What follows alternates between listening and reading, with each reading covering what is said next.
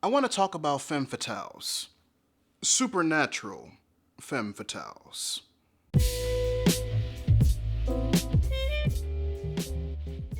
Femme fatales have existed way before the French discovered them.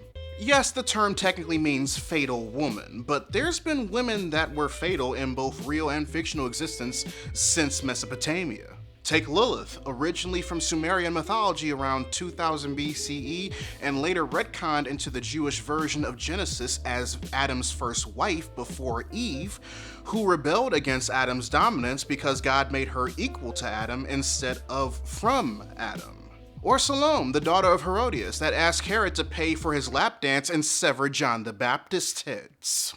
There's also Clytemnestra from the 458 BCE play Agamemnon, who manipulated her lover and killed her husband on some gaslight gatekeep girl boss type shit. And that title especially goes for Circe, not Game of Thrones Circe, the enchantress Circe from Greek mythology Circe, the same one that also inspired the DC Comics version.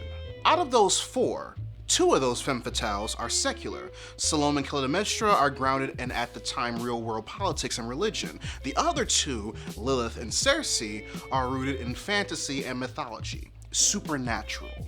And while Clytemnestra may be the first secular femme fatale in recorded fiction, Lilith, who predates her by over 1,500 years, is the first supernatural one. And since no other older goddesses fully embody the role of seducing, tempting, and punishing men in the way that Lilith does, not Sekhmet, not the Tiamat from Babylon, not even Inanna, Lilith isn't just the very first supernatural femme fatale. She's the very first femme fatale, period.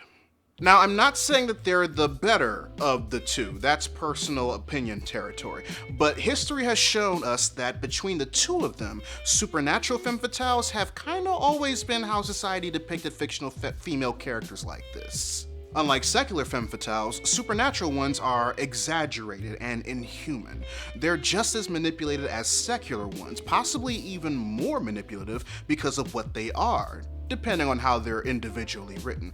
But now that they have things about them that usually are associated with ghosts, demons, witches, aliens, and those Lovecraftian elder god bitches a convention hall over, they can be shown as being more dangerous than old Mary Astor down the block and around the corner. Now, despite there being so many specular femme fatale characters available to choose from, Hollywood knows that there's something about the supernatural one that's special. Something about how they're both cis, straight, male, gaze friendly, and dangerous, monstrous beings at the same time makes them see dollar signs in certain regards. Because the one thing that supernatural femme fatales have over the secular ones is that they are nearly always seen as major threats to either a neighborhood, a society, or humankind itself. And as you have probably figured out with both context clues and actual media literacy, this type of paradigm shift can be extremely dangerous. In before all of the "this dude's a simp" comments. Dude, just because I'm advocating for women doesn't mean I'm trying to have sex with them. Some people just naturally have empathy, Sasuke, or decided to watch Mr. Rogers' Neighborhood when they were kids and learned that everyone should be treated with the dignity and respect that they deserve, Bakugo. Plus, I'm a bisexual in a very loving and committed polyamorous relationship with two people each possessing a penis. Penises. Peni? Penis people. Both my friends and my lovers have informed me numerous times that if I ever wanted pussy, all I truly had to do was just be myself. And I'm inclined to agree with them. So? No, I'm saying what now?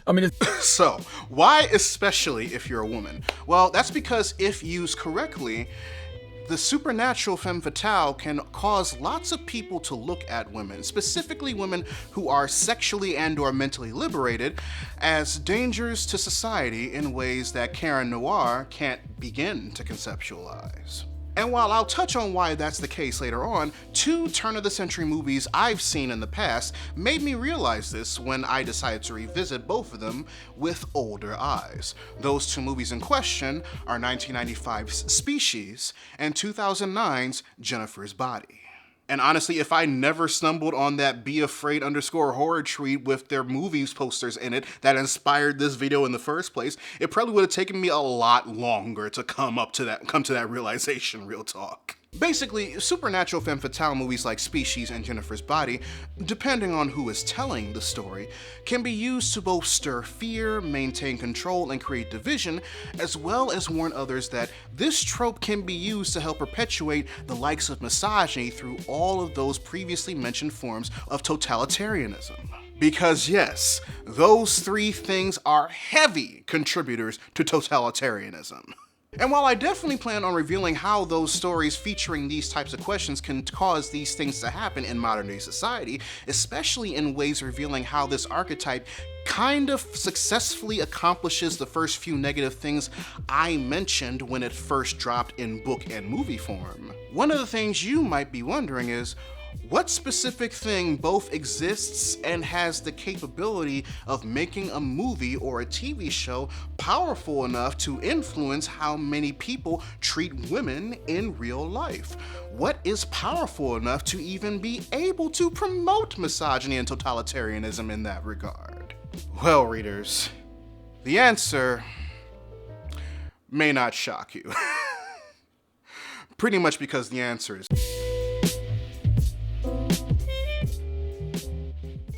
patriarchy has always been about control. Period.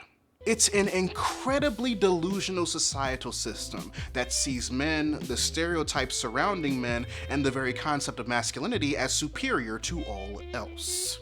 According to patriarchy, because they look at women as the type of commodity they can trade and grow from agriculture, men and masculinity are superior and should call all the shots.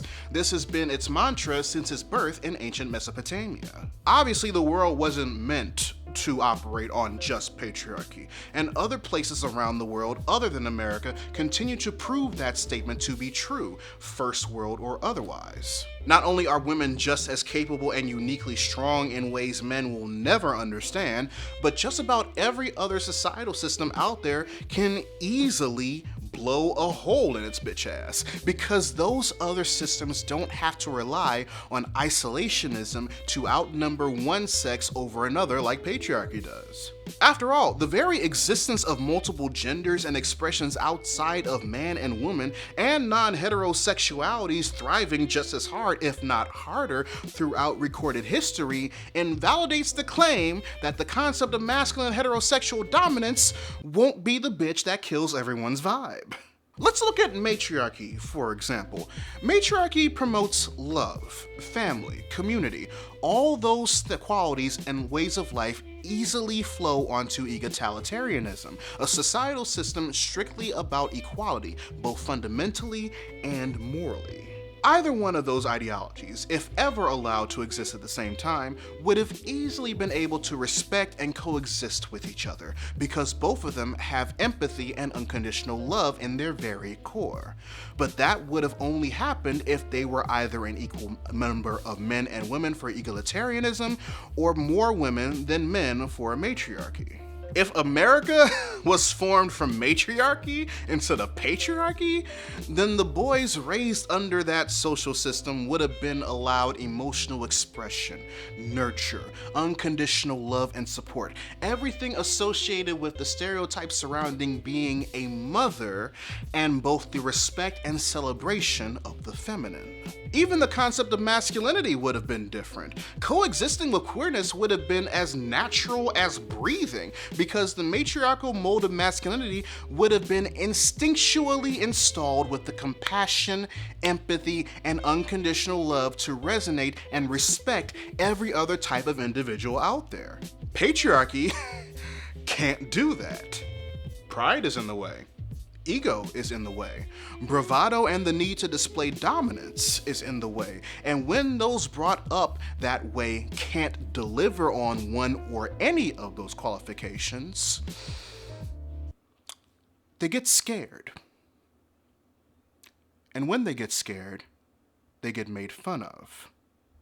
They are seen as small, frail, and weak, someone that's in need of protecting more than someone that can protect. And because they already associate someone in need of protection with being a woman, seeing a once masculine figure turn into the very thing they think needs protection is enough to scare the living shit out of them. Because out of all the other systems, patriarchy is the most fragile, and it compensates for its fragility with the need to have all of its constituents present themselves in appropriate gender norms that showcase masculinity bred by ego, pride, and violence as the superior. Then that masculinity gets further manipulated once capitalism enters the fray, and now hegemony adds another layer to what it means to be a man, or what a woman's place is, which, unfortunately at the time, was just in the kitchen. Submissive, obedient women who want to get married, become a housewife, and tend to their man's every need. That's how it was back in the day. Girls get the color pink instead of blue after the two switched gender reps in the 1940s. Girls get baby dolls to help associate themselves with motherhood the moment they're allowed to crawl. They're allowed to express more emotions than boys. They can cry, be sad, and have the ability to express hurt feelings without being ridiculed as hard as boys would if they did the same thing. They are literally taught to be nurturing the moment they can first open their eyes, while boys are taught that expressing yourself, not working yourself to death for capitalism to provide for your family, and cathartically allowing yourself to be vulnerable for the sake of self-love and mental stability are only things that women are supposed to do. And to engage in those behaviors as a man is to be emasculated, humiliated, shamed. However, it was thanks to that oppression that feminism started to break free from the gender norms patriarchy limited them to. Women joined the workforce during World War II and liked it. They became educated. They realized they have both a say in their own lives and rights to exist as people, just like men do. They began to grow tired of tolerating the abuse of men just because society says that they're the one in charge, and realize they are just as capable of being present in society as men. And because this realization ruins its deception of a woman as a commodity instead of a human being, patriarchy does not like that. So now that we know that patriarchy is fragile enough to lock those within it in their own separate boxes, we know that patriarchy isn't just going to sit there and let things change when the captives eventually escape. Patriarchy is stubborn, egotistical, and prideful. It makes the rules, not feminism, and it won't rest until its demand for satisfaction is met.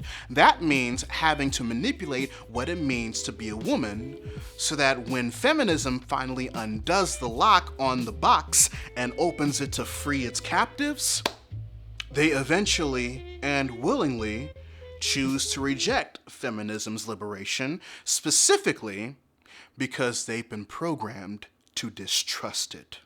And they accomplish this by exploiting one thing.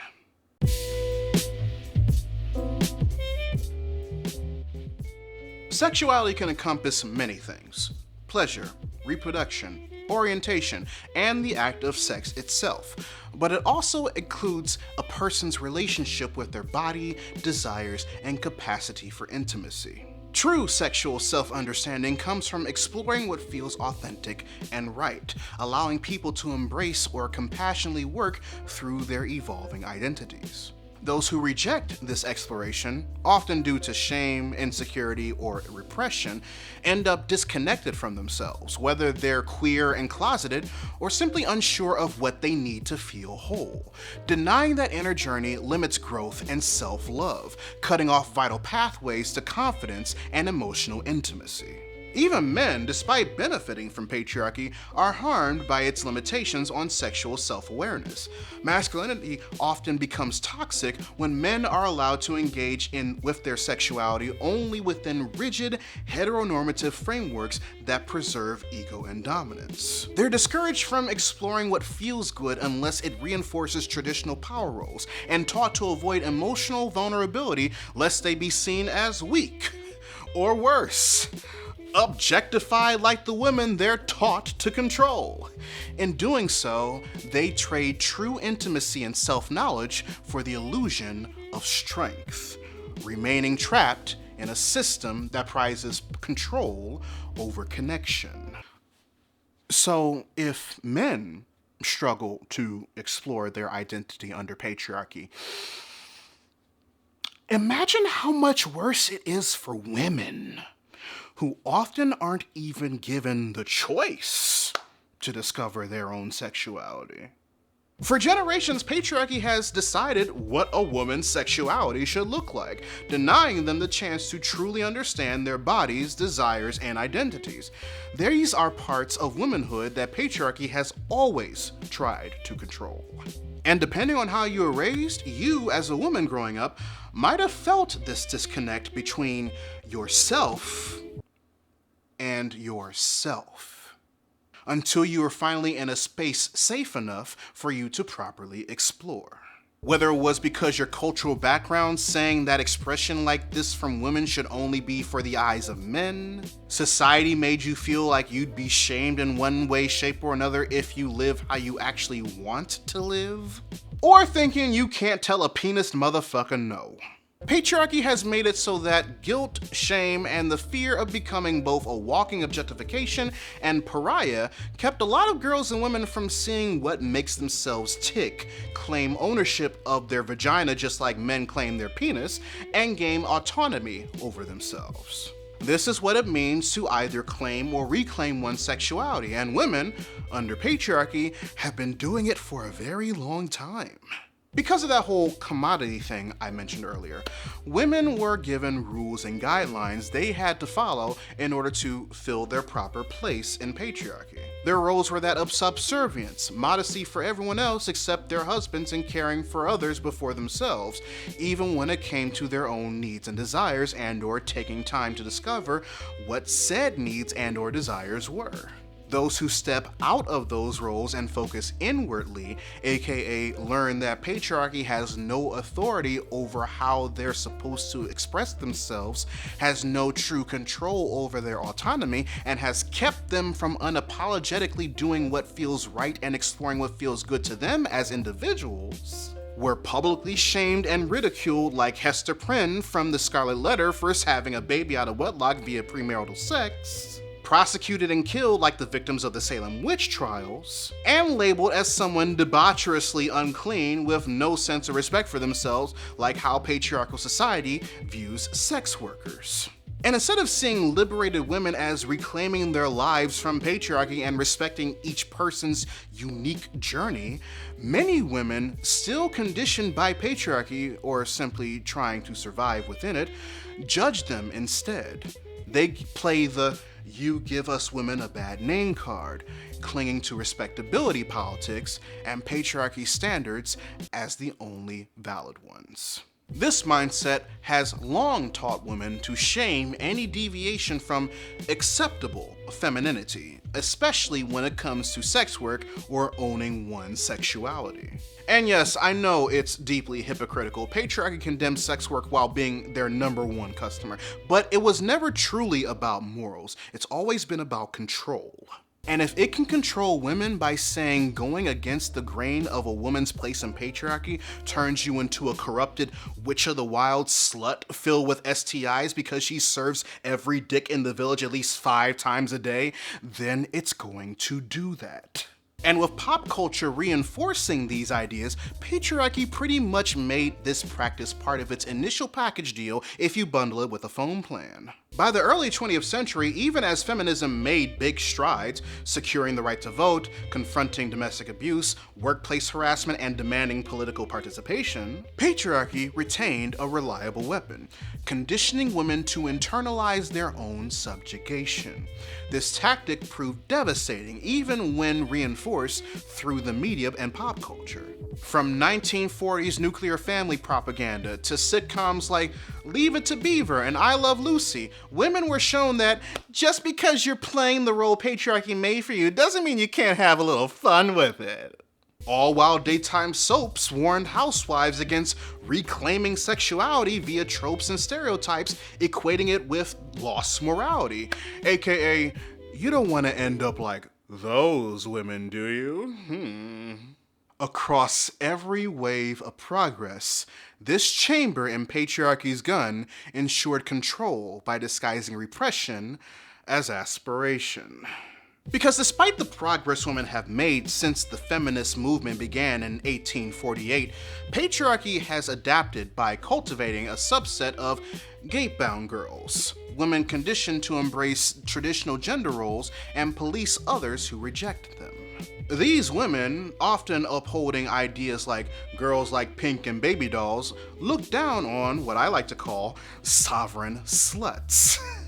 Those who openly express autonomy and sexuality, insisting that modern opportunities erase any excuse not to conform to societal expectations of desirability and obedience.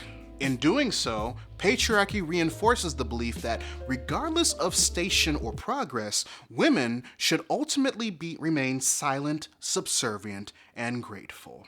This is how patriarchy maintains control by perverting a woman's right to express and own her sexuality, praising the obedient gate-bound girls who conform to traditional roles while damning the sovereign sluts who reclaim autonomy without patriarchal approval. By lumping these liberated women in with sluts, whores, and hookers, their choices are framed as immoral, unworthy of respect, and antithetical to what decent women should be like. This false moral binary divides women, those demanding respect for their autonomy versus those clinging to respectability, ultimately reinforcing systemic control and choosing comfort in patriarchy over solidarity, as all the white women proved on election day when they voted for Trump. Again, a lot of Gen Xers and millennial women, especially those raised in religious or culturally conservative homes, internalize patriarchal conditioning without even realizing it, often delivered through parental warnings disguised as moral guidance. In Black households like the one that I grew up in, expressing autonomy through makeup, clothing, or confidence was policed with labels like acting fast, a term used to shame girls for exploring their identity or sexuality too soon. These reprimands, meant to keep daughters decent, overshadow crucial lessons for sons about consent and respect, reinforcing a double standard that punished female self-expression while excusing male entitlement. If I had a $100 bill for every time my mom, whenever watching Bram Stoker's Dracula with me growing up, said out loud whenever Lucy got bit, died, got turned into a vampire, and got decapitated, that's what her fast ass gets, I would have been able to pay for the 3 years of college I attended out of pocket, with room and board, bitch. And that's not even counting the women who once broke free from patriarchy's grip but choose to conform again for the sake of survival. Take Amber Rose, for example. She became known for proudly supporting sex workers and challenging gender norms in the name of self-love and empowerment. She pushed back against gate-bound girl respectability politics, calling out how easily those standards can make women who demand respect over their autonomy look like sovereign sluts instead. Then, just like her ex-boyfriend, she went batshit crazy, did a complete rebrand, and hopped on board the MAGA train. Like in any other variant of our universe, the odds of that even happening would be ridiculously low. Like how we end up being the number one. But it's like I said before, readers, One of the biggest forces keeping this divide alive is the ongoing use of character tropes that paint sovereign sluts as seductive threats, temptresses out to corrupt the innocent, gate-bound girls, or selfish villains with no morals. Over time, these portrayals eventually evolved to show them not just as dangerous to other women, but as powerful figures who could ruin the lives of those respectable women and men across all moral backgrounds. Enter the character archetype, the Femme Fatale. Specifically, her subtype, the Vamp. Named after Rudyard Kipling's 1897 poem, The Vampire, it was adapted into a 1915 silent film called A Fool There Was, where the character archetype immediately took off in popularity. Theda Bara, the actress who portrayed the titular character, the vampire, was so good at portraying what essentially became possibly the first serial seductress in the existence of 20th century fiction that 1920s pop culture did its thing and made the vamp a shorthand noun for femme fatale, a seductive woman who uses her sexuality to manipulate, entrap, and destroy men. According to TV tropes, the vamp is a beauty who uses her femininity and her sexuality as a weapon to undermine a moral and upright man for evil purposes. She's evil, sexy, a liar, a manipulatrix, and a sneak, and uses the good guys' sympathy against them. She's rotten to the core and will never be swayed from the path of darkness by love. By claiming her sexuality, she gains the confidence to seduce and exploit both good and bad men, and thanks to patriarchy's attempts to protect its gate-bound girls, she's just as willing to turn that power against other women, even those who support the same feminist ideals that enabled her autonomy. Her intelligence and control make her especially dangerous, as she uses her sexuality not just for survival, but for domination. And while the vamp is a subtype of the classic femme fatale, the reasons why a lot of peeps who only expose themselves to mainstream media know that this ghost and dark type evolution even exists is because they were exposed to the character that pretty much became the face of the main archetype since the 90s. I'm of course talking about Sharon Stone's Catherine Chamel in 1992's Basic Instinct. Catherine embodies a powerful mix of the classic femme fatale and vamp, especially the Black Widow type. She gets inside Nick's head, manipulates and outthinks the repressed gate-bound girl Beth, and literally gets away with murder. Using the intelligence and sexual freedom won through feminist progress, Catherine seduces and controls a broken male cop while exposing Beth's jealousy over the sexual autonomy Catherine claimed back in college. Her confidence, intellect, and unapologetic sexuality, regardless of gender, helped make future vamp characters in film and TV feel more real and compressing as we entered the 21st century. You're dealing with someone very dangerous and very ill. As expected, Basic Instinct became a hit thanks to how it portrayed Catherine's character, and it was that success that led to a wave of similar femme fatales in movies and TV, while also blending traits of the vamp and Black Widow. Films like The Last Seduction, Sliver, also starring Sharon Stone, and Poison Ivy with Drew Barrymore featured these types of characters, with Kimberly Shaw from Melrose Place leaning more toward the Black Widow type. And yeah, I know we got a significantly more iconic Black Widow character in 1993, but we love her. Malibu Barbie. However, unlike those femme fatales we got that took some food from both column A and column B, and out of the few column B bitches we did receive, nothing really came out on mainstream media specifically representing a true vamp subtype for the longest time. Then, one day, a dude found a way to focus on it and further expanded just how dangerous the concept of a vamp could be in reality, men's reality more specifically, by instead turning the vamp into not just a figurative monster, but also a literal one. And he did it by writing the script for this film.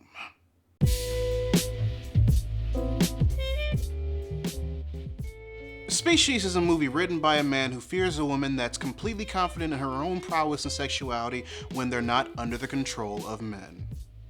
How? Well, allow me to explain. You see, before it was bought by our own real-life Lex Luthor, Jeff Bezos, MGM saw the success of 20th Century Fox's Alien. And just like how Disney constantly lives in regret that they lost out to MGM for the rights to the Oz books, MGM saw the script they and other studios turned down from Dan O'Bannon because sci-fi wasn't hitting as hard to justify making it. And this was before the release of Star Wars, mind you. Then they saw the Alien script they passed on transform into a Ridley Scott-directed, Sigourney Weaver starring 1979 blockbuster hit for 20th Century Fox and went, well, shit.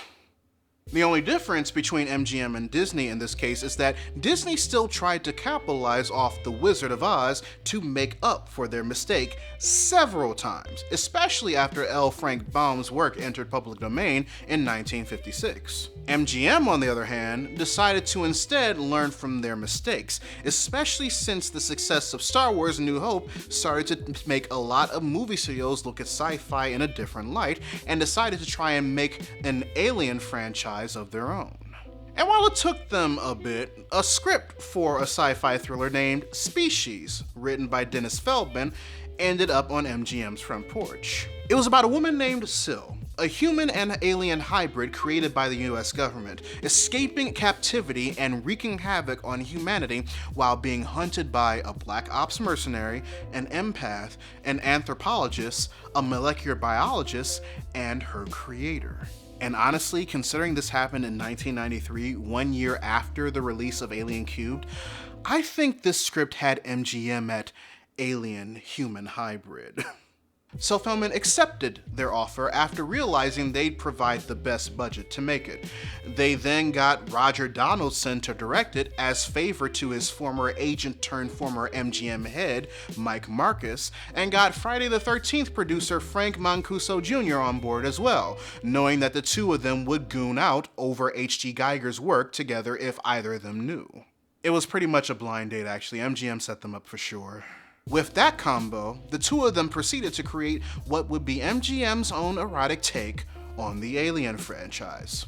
And I say erotic because whoo boy did MGM want to drive the point home that this alien fucks. Like, if the Hear Me Out challenge existed when Species was first released, Syl in her alien form, titty tentacles and all, would have been a very straight white male geek's go-to. Well, that's because Syl is a man-made creation, both according to the story of the film and in what she represents. In the sense of the story, she was created by fusing a human embryo with alien DNA given to mankind as a gift.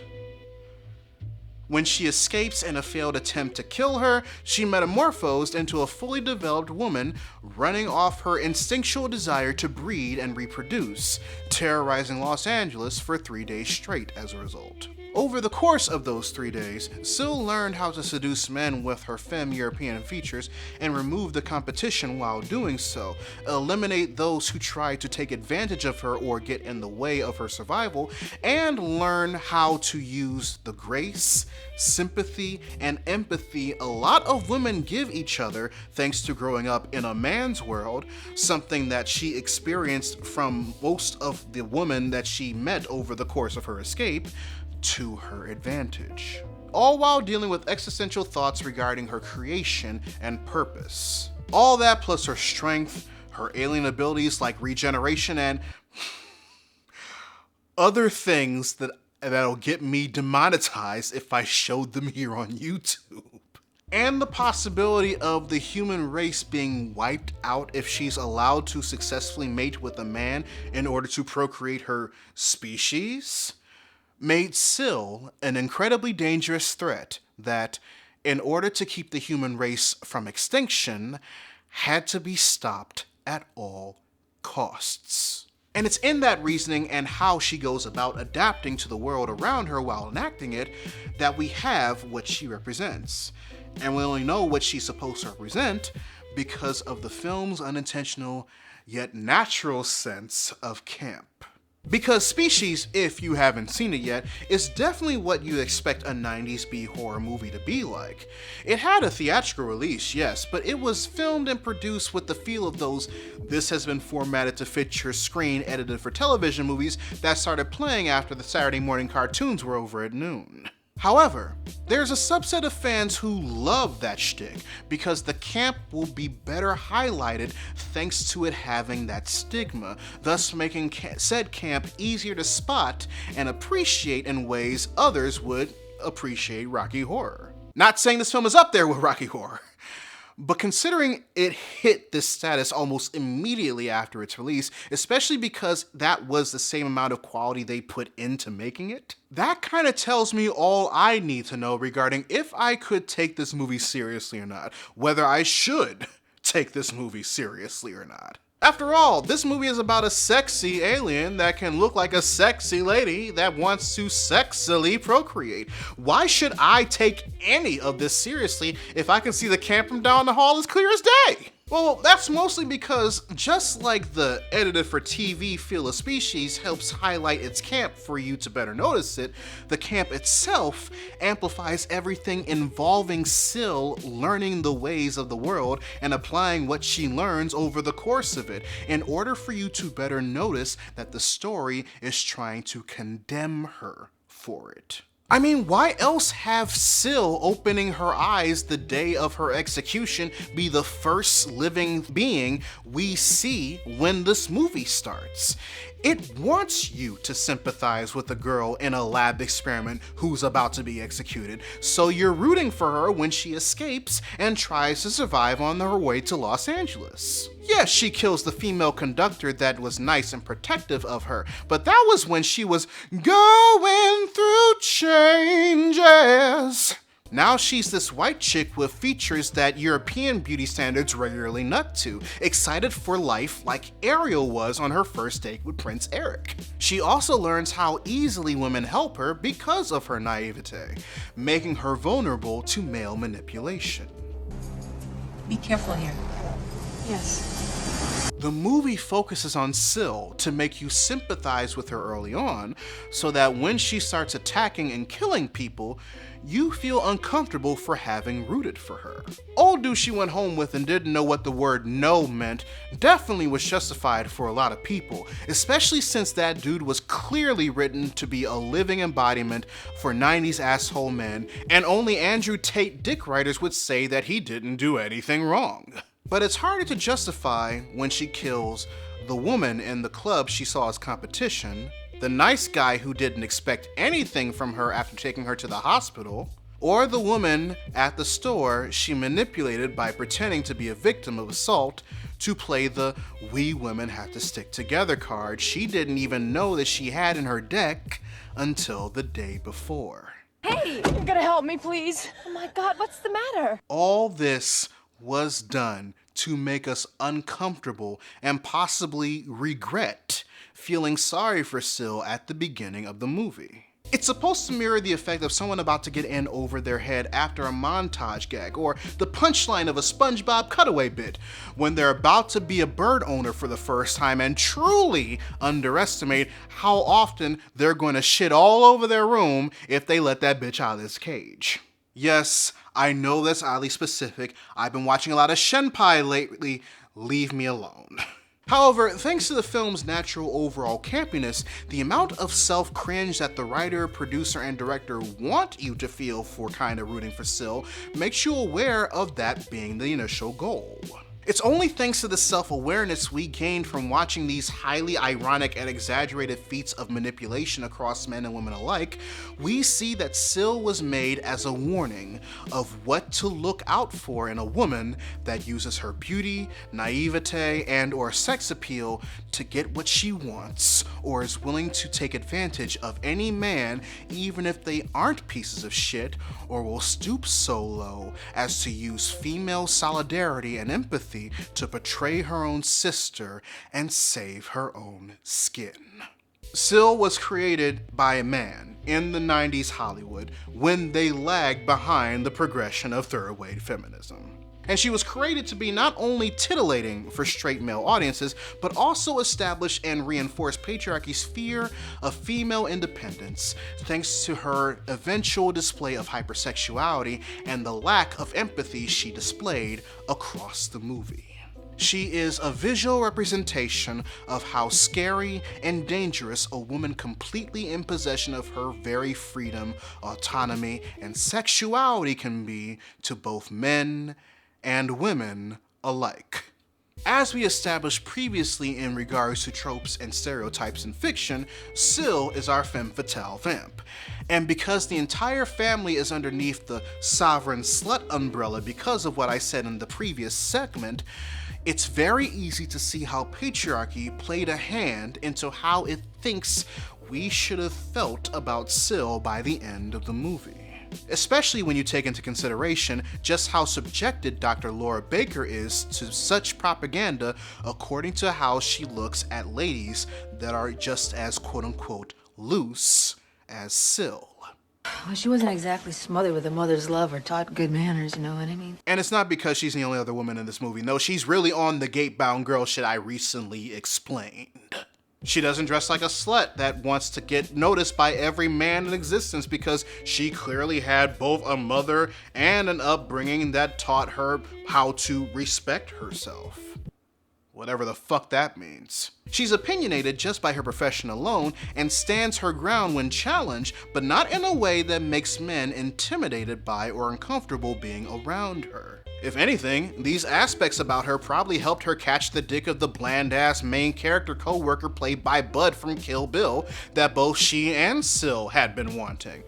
You know, because of how much he's supposed to represent all of the right things about quote-unquote being a man in a feminist-infested patriarchy. Man of action, I like that. That's me. Because that's what Laura represents in Species. She's a 90s gate-bound girl who, despite empathizing with Syl's lack of upbringing, believes that letting Syl act on her newfound freedom would destroy the societal system Laura sees as the only option. That's why she conforms to society and doesn't use her femininity against men like Syl does. She's a team player, focusing on what she provides others instead of making a big deal about her job like Bud does. The movie contrasts what a woman is quote-unquote supposed to be with what you should watch out for, creating an internal conflict within feminists and the feminine about respect and respectability. But this was back in 1993. The use of the femme fatale vamp in movies to this degree outside of the eventual Species franchise wouldn't really be seen in such a fantastical sense again until around 2009. Sure, other films experimented with the trope, but like I said earlier, they were mostly set in reality. Within the first 16 years of the first sci-fi film interpretation of the femme fatale, only 3 real-life ones were released. Then in 2009, another interpretation of the trope was released that, while just as fantastical as Species, leaned more on the supernatural side and became an instant cult classic. Her name?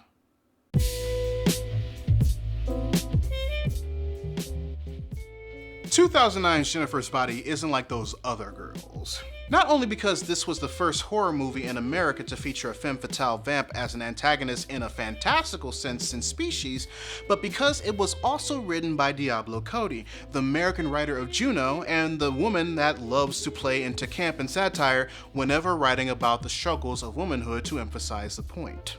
If you've seen her most recent work, Lisa Frankenstein, then you can see those aspects in her work as clear as day. But I assure you, they exist in Jennifer's Body as well. You see, according to men, Jennifer's Body is considered and was pretty much marketed as a horror comedy, but a sexy one. And that's pretty much how it was marketed. Even though it's a cult classic now, part of the reason why a lot of people who worked on the movie thought it didn't do well during its initial release run was because of how it was initially marketed. Because remember when I said that Diablo Cody likes using camp and satire whenever she writes about things women struggle with? Well, while Lisa Frankenstein definitely embodies camp, Jennifer's Body embodies satire, specifically the satirical hold that patriarchy has on women in order to further divide them instead of unite them.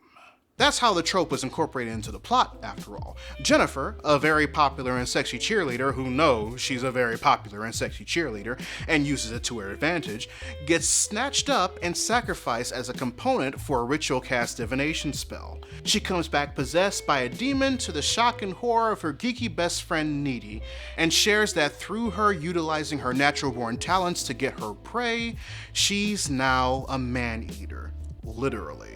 And it doesn't matter how good, bad, misogynistic, or how much of an ally the men she chooses to eat are. And I phrase that how I said that correctly, because yes, evidence proves that she just doesn't eat boys, and thus making her a true threat to society because of who she all can hurt. Thought you only murdered boys. I go both ways. Now, if you've paid attention to the telltale signs I shared in regards to how vamps are usually depicted in fantastical tales like this in the last segment, then you'll find this pattern pretty similar to Universal Studios' We Got Alien at Home. Jennifer was created to be the sovereign slut and a double F vamp, while Needy, the opposite of Jennifer, is the gate-bound girl, still following patriarchal norms. They're the opposite end of the bimbo turned bookworm meme, but they always sit together at lunch to kiki despite their differences. And to understand Jennifer's body as a subversive satire about patriarchal influence on feminist unity, you need to look closer at their relationship. You see, what you have to understand about the two in order for everything to make sense is that despite the script giving us proof that their dynamic always has a tinge of toxicity, there was actual mutual respect between the two of them despite knowing that they're complete opposites of each other on a feminine scale, both in presentation and in representation. And not only are the two aware of this, but one of the first things the movie did in introducing Jen and Needy to us was establish and acknowledge in their own ways they desire in each other what they individually lack in themselves. Jennifer is the popular girl. She's pretty, she's skinny, her boobs came out the puberty oven souffle grade perfect because she was portrayed by Megan Fox, and she learned that if she adjusts her body a certain way, makes the cleavage stand out, and crank the pretty levels into sexy territory, every man in that town would bend to her every whim. This boosted up her self-confidence in ways that allowed her to further explore this side of femininity and enjoy it enough for it to be her preference, especially since she realized at a young age that she could keep her autonomy if she did so. Needy is the opposite. She represents the ugly duckling, beautiful swan trope. She wears glasses, has frizzy blonde hair, and dresses more modest than Jennifer. Struggling with body dysmorphia, she's well educated and opinionated, traits in women that patriarchy punishes. She wants to explore her autonomy, but feels conflicted between what feels good to her and what society tells her should feel good. Despite this, she's comfortable in her own femininity, just like Jennifer is with hers. Both girls respect how the other embraces their femininity.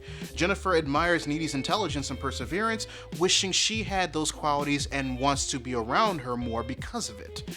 Needy, in turn, admires Jennifer's confidence and freedom, wishing she had more of it, and stays close to her to experience it and be encouraged to live a little more freely. This mirrors how respect is superior to respectability, because both Jen and Needy are living embodiments of how broad the spectrum of femininity and womanhood can be, while also showing that one way is not better or lesser than the other. The bimbo, the butch, the educated, the hijabi, and the housewife can all meet up for lunch, not feel the need to draw attention to Cynthia ordering a gluten-free meal knowing good and damn well her ass don't got a gluten allergy, and just pleasantly shoot the shit while basking in the relatability of womanhood. This is what Jennifer and Needy's relationship represented in the beginning of the movie, displaying that respecting one another trumps forcing others to act like everyone else every day of the week.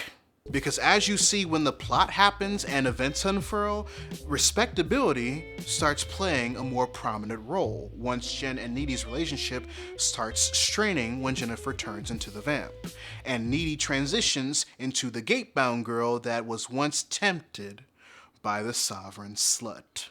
Now she sees Jennifer's use of her femininity as the actions of someone very dangerous and very ill that will put hundreds of innocent lives in danger if she isn't stopped. And the one truly to blame for this division, not just on an out-of-universe allegorical level of the film, but also within it, is patriarchy. It is incredibly fair to say that Jennifer was a victim. However, to say that what she had done to her wouldn't have happened if she didn't put herself out there like that, or was less of a slut and or bitch, is evidence of sexism. Point blank, full stop. I don't care. Talk to your mama. Because as I stated in previous segments, women in fiction that tend to claim their sexuality and identity as their own and not that of men's commodities are usually depicted as moralists, aggressive, dangerous vipers that gate-bound girls shouldn't listen to if they want to stay in patriarchy's good graces. This is the foundation the vamp and Black Widow subtropes of the Femme Fatale were built on. The corruptible, sovereign slut that doesn't care who she hurts or what she wants, including her gate-bound girl counterparts. Jennifer ticks all the boxes of a sovereign slut, but done in a way that properly highlights the frustration men have when they're in the presence of a woman they can't control. Jennifer doesn't look seductive for the men. She does it for herself. Her sexuality is also her own and doesn't bow to the whims of those who benefit from it, i.e. men. So the worst these men can do to try and quote-unquote put her in her place is to call her a slut. But she'll even wear that moniker with pride if given the chance. And should. Because we know that Needy is on the opposite end, we can see that she's struggling to bring herself to something close to what Jennifer already has. Because while she is comfortable in her chosen form of femininity, the amount of conditioning that patriarchy already did to her makes her look at Jennifer's abilities with envy a little bit. "Why can't I use my tits to get everything I want?" she asked, not knowing she too can use her tits to get everything she wants. The funny thing about that situation is that during the beginning of the film, Jennifer was trying to show her that she had that capability, that through living a little and going out of her comfort zone to find out what feels good and natural to her, Needy can find a more comfortable version of personal femininity and womanhood that caters to what she truly wants than the version she's been rocking since they were kids. This is why Needy's boyfriend, Chip, hates Jennifer in the beginning of the movie. He represents patriarchy trying to keep his gate-bound girl away from the sovereign slut who challenges the control patriarchy claims to have. And it's not just Jennifer's behavior that bothers him either, but also seeing how Needy responds to Colin, a different form of masculinity, in the same way she reacts to Jennifer's freedom. Stop kidnapping my girlfriend. This, in turn, makes Chip insecure, because that's what patriarchy is, insecure. And because it is insecure, it used the band to bewitch, inebriate, manipulate, and drug Jennifer. Everything to tame the woman who made her sexuality and womanhood her own and is trying to get others she cares about to do the same, before killing her for their own personal gain. Because patriarchy sees women like Jennifer as a nuisance, even though they secretly desire them. It's very ironic that the type of women that they're mad that they can't control are also the same type of women they secretly want to step on them. And instead of dealing with that internalized hate, patriarchy instead creates division between the gate-bound girls and the sovereign sluts, turning Jennifer into a demon-possessed seductress who transforms respect into envy and belittlement. What is wrong with you? What's wrong with you? While Needy, after learning the truth about what happened that night and finding out that there was no saving Jennifer, allowed herself to repel everything Jennifer ever did to try and get her to find and explore her true womanhood and femininity, and allowed the amplification of the negative aspects of their relationship to be the driving force in stopping her before she kills anyone else. So now, instead of respecting and admiring aspects of each other, the girls, thanks to patriarchy, are fighting. You know what? You were never a good friend. Even when we were little, you used to steal my toys and pour lemonade on my bed. And now I'm eating your boyfriend. See? At least I'm consistent. Because to Needy, that's not Jennifer. That's a monstrosity possessing Jennifer's body, and thus no longer part of humanity. And if this version of Jennifer can be looked at and interpreted as inhuman, then the same can be said of other fictional vamps and Black Widows like Jennifer, and the actual real-life sovereign sluts that served as the inspiration of those tropes and archetypes in the first place. And that is why Jennifer's Body works so well as a satire. It's both campy and a warning about the dangers of patriarchy undermining respect through divisive respectability. The film uses exaggeration, humor, and irony to make its message more palatable, tricking viewers into thinking that it's all fun and games while hiding a harsh reality underneath. In the case of Jennifer's Body, the exaggeration shows how patriarchy controls women by dividing them and using propaganda to maintain that separation. It makes some women believe they're morally superior to others, preventing unity and respect between them. The Femme Fatale archetype, along with its vamp and Black Widow subtypes, is used by patriarchy to portray the sovereign slut as immoral, illogical, and dangerous. However, patriarchy allows these characters to thrive within certain boundaries. And while they may appear protected by the archetypical family, one type of iteration of the Femme Fatale will always be highly favored over the other. One that, in comparison to all the other ones that exist, has been deemed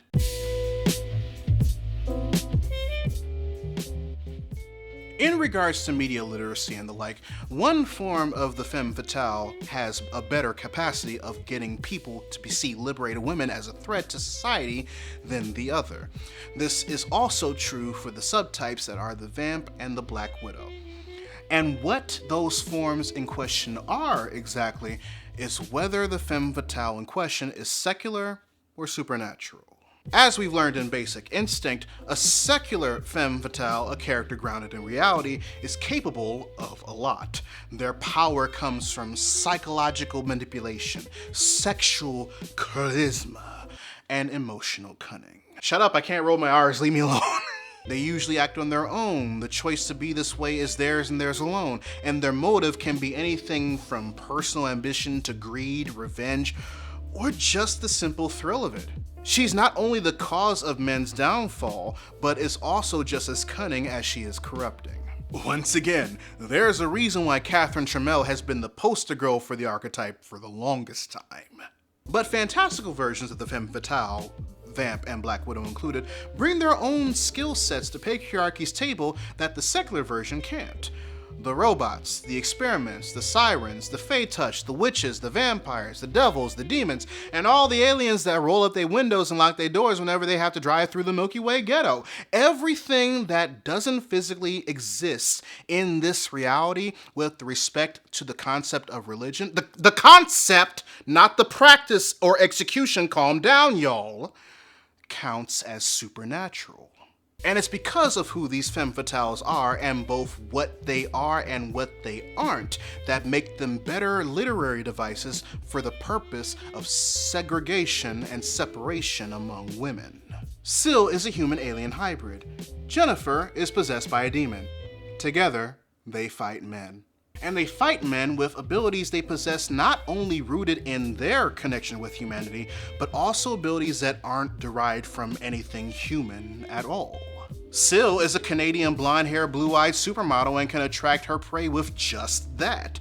But she's also part alien that can heal herself and regrow appendages, has incredible strength, has an H.R. Geiger alien tongue, and can shift into a sexy alien version of herself with tentacle titties. Same goes with Jennifer on the more fantastical side of the spectrum. She had natural beauty, knew how to use it, and never felt bad about it. Then this demon, this inhuman entity, possessed her body, utilized her looks and knowledge through her connection with humanity to the detriment of her victims, and utilized monstrous transformations and abilities impossible for anything other than a demon to perform. But it's not like Jennifer asked to be a demon or that Syl asked to be created. A lot of the times, the supernatural Femme Fatale never had a choice in becoming one.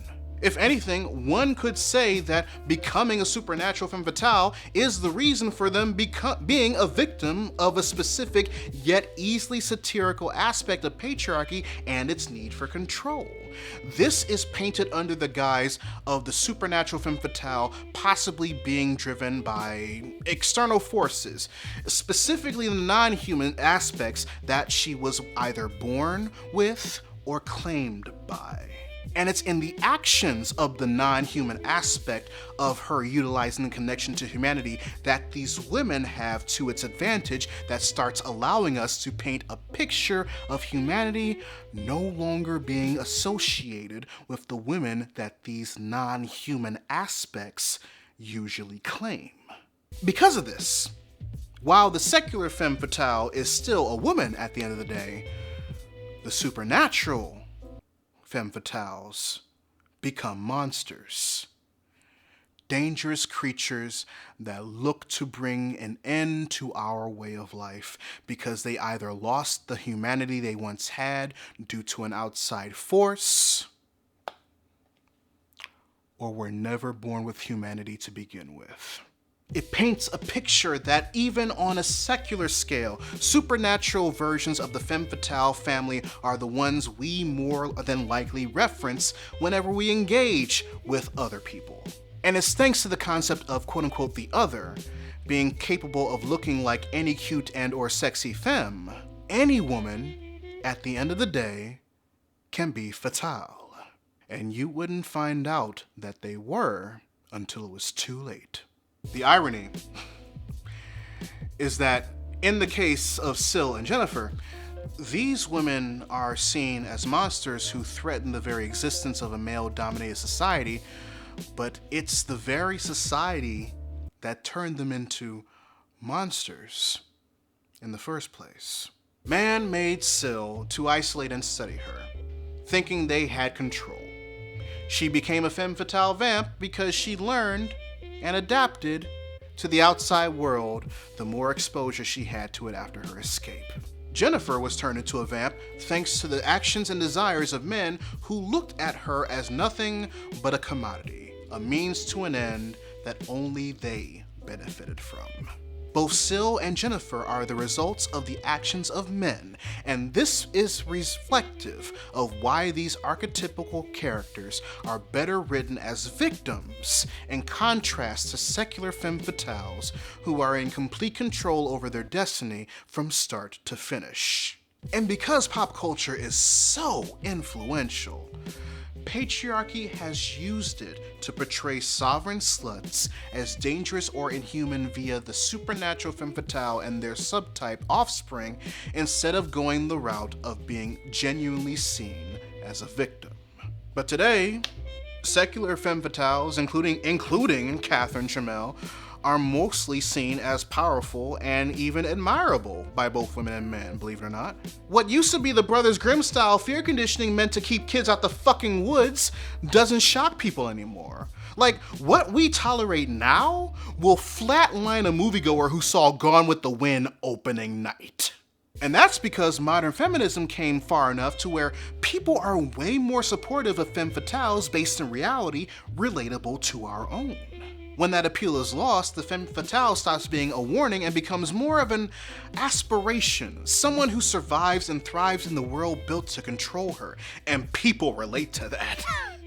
People relate to that a lot. But the supernatural femme fatale, who's usually portrayed as either losing her humanity, has lost it completely, and is no longer human, is harder to relate to, specifically because we're not allowed the time to empathize with her regarding why she's this way that she is due to said patriarchal influences. That makes it easier for old patriarchal ideas to stick around, spreading the message that sovereign sluts are dangerous, unnatural, and either must be avoided or eliminated at all costs. The only trade-off is that when you watch movies or hear stories with supernatural femme fatales present, there's a chance if you're smart enough, you'll realize that the society the monstrous supernatural femme fatale wants to destroy is founded in patriarchy. And like I mentioned before, patriarchy is the reason why the sovereign slut that inspired the femme fatale archetype is always seen as a monster in the first place. But just like patriarchy is responsible for the creation of the femme fatale and the way characters like Syl and Jennifer come to exist, it's also responsible for how gate-bound girls respond to the monster that is the femme fatale in supernatural stories like Species and Jennifer's Body as well. While Jennifer's Body's Needy is often considered a strong example of a gate-bound girl archetype, Species' Laura actually provides a more accurate look at how patriarchal systems expect women to behave, especially in supernatural femme fatale narratives. The key difference lies in who created each character. Needy was written and directed by women as a satirical critique of patriarchy, while Laura was created by men who either benefit from or are indifferent to patriarchal privilege. Laura represents the ideal woman from a patriarchal perspective for all of the reasons I stated before. What makes her such a crucial gate-bound girl, however, is that her actions aren't meant to be ironic or subversive. They genuinely reflect the worldview of the men who created her, a vision where women not only survive under patriarchy, but thrive by conforming to it. In contrast, Needy's journey in Jennifer's Body is deliberately satirical, using irony to expose the limitations and pressures women face in male-dominated systems. Because the way Needy was used across the Jennifer's Body, despite her being the heroine, tells a damn near perfect story about how patriarchy tries to hold women to certain moral and gender normative standards, how it forces women like her to look at women like Jennifer, and how it scares them into rejecting women like Jennifer entirely, all while tempting them to resist once they see how dangerous women like Jennifer can be to patriarchy, I mean mankind. We see her battle her internalized beliefs across the entire movie regarding things like her attraction to Jennifer versus her attraction to Chip. But once she learns about what happened to Jennifer and how powerful she is now, she immediately goes to the rules of society in order to figure out what happened to her and learn that nothing but death can be done to free her. And ridding the world of this quote-unquote evil is not only the right thing to do, but also the good thing to do. That's why how she's handled at the ending of the movie hits pretty hard once you're hit with the reveal that she inherited some of Jennifer's powers after she died. Yes, her attitude is different now that she's been in a mental facility since the movie's events, but understanding and internalization are just as responsible for such a change. By the time that she's past that fence, we can see how determined she is to end the lives of the band that turned her best friend into a monster. She never looked that determined, not even in trying to save Chip. This can't be a result of contamination by truth, Needy being forced to confront what Jennifer endured that made her the way that she was in the movie. After all, Needy already hated the band, thought that they were writing off the tragedy way too hard for things to be just a coincidence, and failed at convincing the rest of the school that they were responsible for the fire that sparked their career even before finding out that they killed Jennifer. If anything, her gaining some of Jen's powers helped give her the confidence that handling them herself was something she should definitely do if she truly wanted justice. which tells me that the inheritance of Jennifer's demonic abilities and the use of them over time represents someone who has transcended respectability by finding a form of respect for herself that truly caters to her, so that she could see how much Jennifer's form of respect truly catered to her before her death. Could this point have been made if this movie was created and directed by two men? Absolutely. But because two women who have experienced this type of oppression before in real life made this film, and we know the writer Diablo Cody thrives in satirical storytelling, it becomes incredibly clearer what point each movie was trying to make with how both individually interpreted the concept of gate-bound girls. Because at the end of the day, Jennifer's body ends with Needy no longer being gate-bound after finding herself and being in tune with herself. Laura, who survives Syl in Species, does not.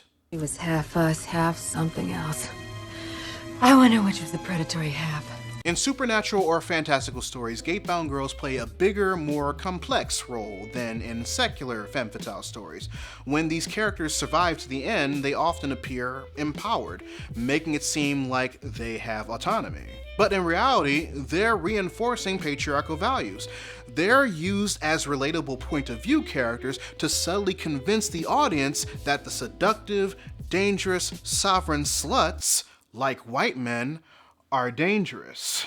By contrast, gate-bound girls in secular stories usually don't survive or succeed.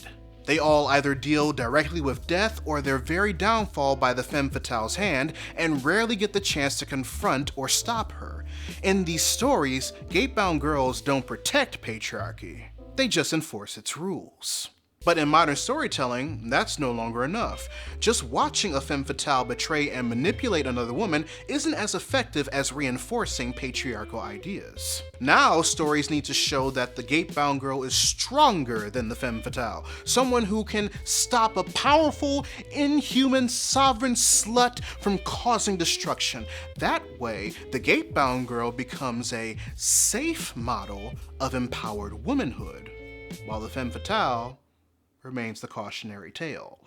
This way, gate-bound girls become the gatekeepers of femininity. And because of who usually falls in line with patriarchy the fastest, it'll be the ones who are cis, white, naturally feminine, as it's been popularized with soft femme features that will define what femininity is, thus alienating black women and women of color who also suffer from patriarchy. Most of the time, they suffer from it more. And it's because the gate-bound girls are allowed to participate in the downfall of the sovereign slut-influenced femme fatale stories that the idea of combating against the things about femininity that the archetypical family regularly utilizes and weaponizes is necessary in order to stay relevant to patriarchy. Because thanks to the fantastical elements that we added to the way femme fatale characters can be interpreted, it became easier for the public eye to not give women who does so in any way, shape, or form even an ounce of respect. Why? Because the vamps in Species and Jennifer's body aren't either fully human or had their humanity robbed of them. And because of how big of an influence pop culture has on human development, it became significantly easier to convince real life people that those that fall under sovereign slut umbrella lack humanity. Once a hoe, always a hoe. You can't turn a whore into a housewife. Sluts get what they deserve. You only talk about someone like this if you have no respect for them as a person, them as a member of a certain ethnicity, them as a certain sex and or gender, them as a human being. So before you open your fucking mouth to tell me that I'm over-exaggerating, know that I am not, because the strategy is already working. I wouldn't hurt you. I promise. I wouldn't hurt you. Yes, you would. You just don't know it yet. Does this mean that the femme fatale archetype is bad and or problematic? No, lots of things are made by men that are still worth using. No, right now the problem is that progress isn't moving fast enough on addressing the ways the supernatural femme fatale has and can be utilized in modern day society, because the more prominent form of it is kind of getting the majority of the attention in media right now. Like I said before, readers, people stopped associating secular femme fatales with the fear-mongering that patriarchy attached itself to, because people, specifically women and queer folk, started to relate to them. And part of the reason why they started relating to them is because the female creators and those who grew up thinking we should respect everyone despite things like race and gender started subverting the tropes associated with secular femme fatales so that their stance in literature better applies all the advancement in women's rights and freedoms of expression that frankly didn't exist before this archetype became mainstream. Now that women have the ability to have their own opinion, can listen to themselves, explore what makes them tick on their terms, and be fine with listening to their inner Princess Daisy every now and then whenever a dumbass bitch wants to try them for a day. Secular femme fatales not only are allowed to be their own characters outside of being something decent people need to watch out for, but are now used also as projectors for some women's ideal form of liberation now that their lives, their morals, and their liberties are theirs and theirs alone.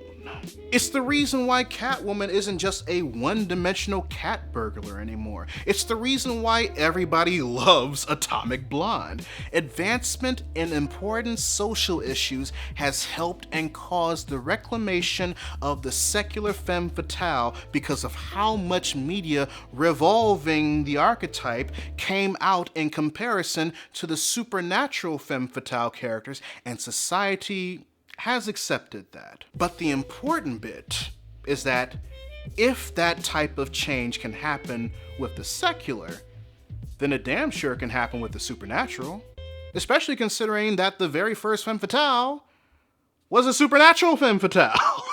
And honestly, even though it's satire, Jennifer's Body was kind of the first modern movie to do it, real talk. Because of how it was intended, it doesn't just display the tropes that are usually associated with femme fatales and their vamp and Black Widow subtypes, as a creator subconsciously tethered to the tightrope of patriarchy would usually do. It shows us the reasons why those tropes exist in the first place and how much damage their real-life interpretations have done to society. It uses the elements regularly associated with the femme fatale in order to address the problems that come with the archetype when it comes to various feminist ideologies commonly shared among white women. And I say it like that because the difference between white feminism and black and brown feminism is about just as cut and dry as the dramatic crossroads trap card in Duel Monsters. And there are multiple ways that creatives can give supernatural femme fatales the same alternative spotlight as its secular counterpart. Everything I mentioned about how creators and artists have been able to successfully show the relatability and personal drives and motivations of the secular femme fatale by playing off and subverting the tropes they're usually assigned to can be applied with the supernatural femme fatale when it comes to fiction, mostly because we're kinda already doing that now. Multiple female characters across history of humanity's multiple mythologies that have been perceived similarly to that of how the monstrous propaganda behind women's mental and sexual liberation, characters like Greek mythology's Hera, who was always depicted as a villain for certain heroes and demigods because they were the result of Zeus's infidelity, are being re-examined and reinterpreted for the better. They saw these women in various stories across history and noticed that they were supposed to be interpreted as monsters that either threaten to be or are a danger to society, and were changed into said monsters as punishment for something they had no control over or never had a choice to begin with. All done in a way that specifically highlights the culture's heavy reinforcement of patriarchy at the time in regards to men being dominant and exonerated of any personal wrongdoings. And it's not just women creators who are doing this either. Male creators are also starting to see the problem and dangers in interpreting characters like this as nothing but monsters when there's actual nuance that could be further explored if you don't just look at the character as a bombastically boobied boogie woman, if you are, in fact, looking at them as a character. I mean, hell, even Rick Riordan decided to go in a different direction in how to interpret Medusa for the Disney Plus Percy Jackson remake series. But I cannot stress this enough. None of this means that you can no longer write a female femme fatale villain under fear of cancellation. In order to regulate the proper representation so that we can get good, dynamic, and complicated characters, we can't just focus on promoting societal morality. Like I said in my video about Jay Blakeson and how he uses queer characters, if we weren't allowed to depict lesbians as legal con artists because it paints women in the LGBTQIA+ community in a negative light, even though being a con artist is something that everyone is capable of doing, including lesbians, I didn't steal this money, these secret lesbians did. then a movie like I Care a Lot wouldn't exist. Characters should be more than one-dimensional beings. They should have complexities. They should have convictions. They should be able to act and make decisions off of spontaneous whims or strong, overwhelming emotions, and that's regardless of race, sex, and gender. And while it fucking sucks that media literacy has declined so hard and has steadily been replaced with racism, bigotry, intolerance, and misogyny, all while using media literacy as a shield to hide behind, there is nothing stopping you from wanting to make a traditional secular or supernatural femme fatale if that is what the situation needs for whatever story you're interacting with, especially now that avenues have opened up in ways that can allow this archetype to be looked at in a different, less totalitarian light. Just know that there is a difference between writing a character according to the traditional tropes because that's what either the story requires of her or her personality leans more toward those staples, and willingly creating a character specifically to cause division and control. And people both know that there's a difference and will happily and eagerly call you out on it. Now that'll get you canceled. Speaking of which, both Medusa and Lilith, the first supernatural femme fatale and femme fatale period, have pretty much been reclaimed by people who relate to them.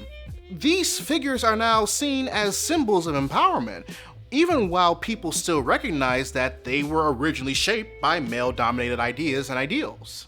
Many relate to the stories because they too felt powerless, unfairly judged, or were labeled as monsters when they didn't deserve it. Their stories show how these tropes can be reimagined just by listening to real experiences, struggles, and pain that women go through every day in patriarchal society. But in order for that to happen, creators need empathy and a willingness to truly hear others. And thankfully, more creators are doing just that. So not only is it possible for character archetypes like the femme fatale to be utilized in a fashion that still rings true to their nature but no longer causes division because of its link to patriarchy, but we have creatives who are actively doing this by just listening to and respecting women, which is what we're supposed to be doing anyway. But not on that do unto others as you would have them do unto you type shit though. No, some peeps just want to be treated like trash, and that ain't me. But thanks to films like Species that showed us how harmful these tropes can be, and Jennifer's Body that showed us these harmful tropes can be reclaimed, a good amount of modern creators are working to use old tropes and archetypes that once promoted societal normality to now promote respect over respectability, helping shift how women view one another and how history should honor women from all walks of life around the world. Because whether they're more reserved or boldly liberated, especially if they're boldly liberated, those sovereign sluts that patriarchy has been trying to warn you about since the conception of time aren't going anywhere. History proves it. They'll outlive the livelihoods of bigotry, patriarchy, prejudice, and eventually both white supremacy and late-stage capitalism, as long as there's one woman in the world willing to look at both the world in its current state and then herself and say, enough is enough. Because to repurpose an old derogatory saying into a positive affirmation, good girls go to heaven, yeah, but sluts go everywhere.